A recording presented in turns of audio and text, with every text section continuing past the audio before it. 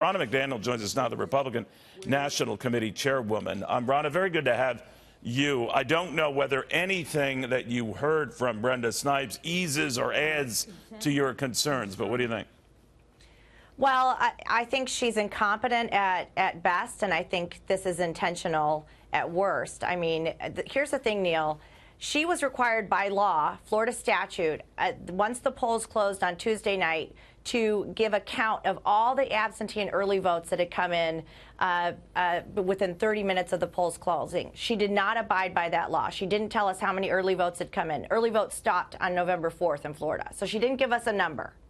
Then she didn't abide by law and give updates on the count every 45 minutes once the polls had closed. So she's let these numbers be out there nebulous for days and days and days, and the numbers just keep going further and further against Rick Scott. How do people have confidence in the process? How do people have confidence in the votes when you have a supervisor who has been disingenuous and has not provided the totals, which was required by law? That's why we went to court yesterday. Did all the other counties provide? There are 67 counties in Florida. Is it your understanding that all 67, minus Broward, provided these, total early voting counts, absentee ballot, whatever, early on?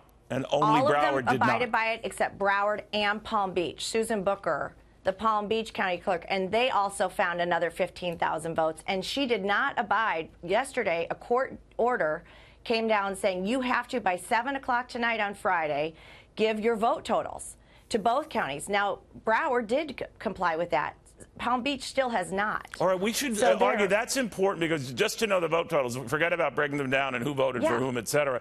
But if you don't know the vote totals, you don't know the universe of ballots you're working with, essentially, right? No, and it's a moving line. That's why it's important to know who voted early and get those vote totals, so then you know where your election day voters are. But when you leave it out there, it leaves a lot of room for people to say you're doing something unscrupulous. Why are you not letting the voters know, or the candidates know, how many votes were submitted before Election Day? Why aren't you letting us know? Why? Because now suddenly the numbers keep shifting, suddenly these many more voters. I mean, remember, they're in possession of ballots.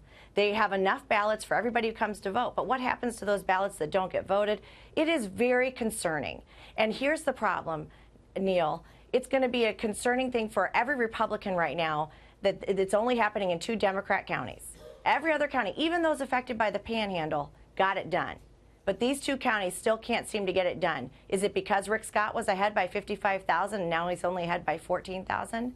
It's just ridiculous. Every American should be concerned by this. All right, so that's why, just to understand why Republicans are concerned about an automatic recount, because unless this issue is settled, I guess the fear is that it would be or could be a rigged process. I'm not as concerned about a recount. I ran a recount here in Michigan. A recount's they changed the total very little. What I'm more concerned is that we don't know the total ballots. And these county clerks, these county supervisors aren't giving us the total number of ballots, because that gives them a lot more wiggle room. I understand that, and excuse my ignorance then if the governor is opposed to this recount, I understand his reasoning, and then that he's not quite sure everyone's playing by the rules here.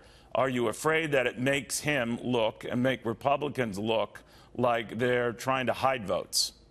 No, we want every vote counted, but what we don't want are illegal votes being counted that diminish or dilute the votes of voters who did it the right way and who were legally allowed to vote. I mean, these are votes that should be invalid, many of them. You just saw her say she mixed 20 invalid votes with 205, and she doesn't know where they are. I mean, they have been so incompetent throughout this process, but I don't know if it's incompetence or if it's intent, because to have the Palm Beach County Supervisor now defy a court order when they said they are in violation of the state constitution and to not give those vote totals last night. What is going on in Florida? You know, you have Democrats concerned about election meddling and collusion, and we are too, as Republicans.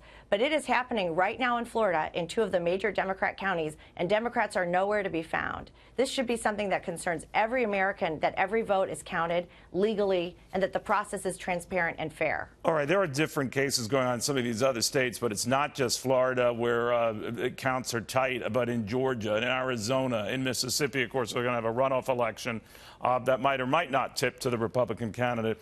But what it could mean, Ron, is that seats that were thought to be gained by Republicans, it's too early to say one way or the other, might not be. Are you worried then that the big news that you got out of Tuesday night, where you increased your numbers in the Senate, doesn't materialize? And then we're left with an election, a midterm election, where, you know, Democrats gained mightily in the House. Republicans kind of kept the status quo in the Senate. It's a whole different read on Tuesday night in that event, right? Well, number one, we had a great night with the 4 races that we won in the Senate: Tennessee, North Dakota, Missouri, and Indiana. And that puts us +1 in the Senate, which is defying history. And remember, in the House, we had record retirements, over 43, in a very difficult year where Democrats outspent our candidates 2 or 3 to 1. So I feel good about where the results stand right now, even without Florida and Arizona in the tallies. What I am concerned about is this habitual problem we continue to have with large Democrat counties in big states that can't get their reports done on time and can't get the election votes counted.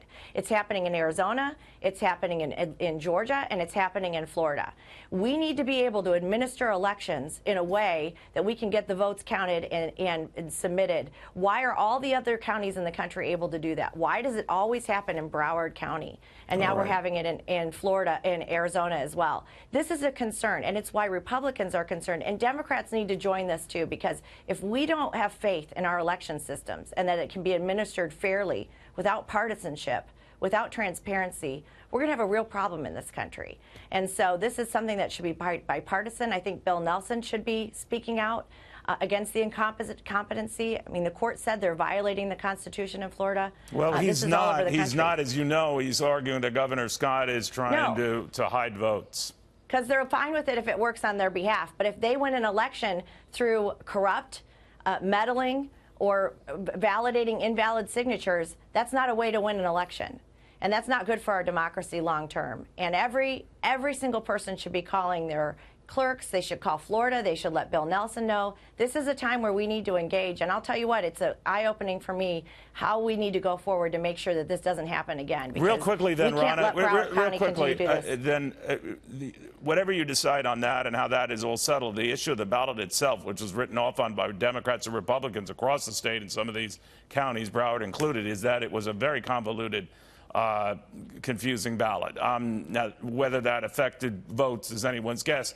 But what happened to simplification there in the state where they were going to try to make things clear, because that was an issue in 2000, and I've seen the ballots in some of these counties. Whoa, I mean, you have to be Albert Einstein to figure some of these things out. What the heck? Well, and Brenda Snipes, this county clerk, has had issues of leaving ballot proposals off ballots, duplicating ballots and sending them out. She's been found to have opened absentee ballots without anyone present. I mean, this is somebody who's had a habitual problem. Well, but I'm talking about the ballot itself that was written off by both parties, and they can't get their act together to get a simple ballot. Yeah, it's a state-level issue. I mean, the states oversee their ballot process, and the secretaries of state do that. But everybody should be looking at this. I mean, we want to make it in a way that people can understand the ballots and they can vote. But right now, the issue is we have 2 county supervisors in Florida breaking the law and hurting the process right now and hurting our democracy. All right, Ronna McDaniel, thank you very much.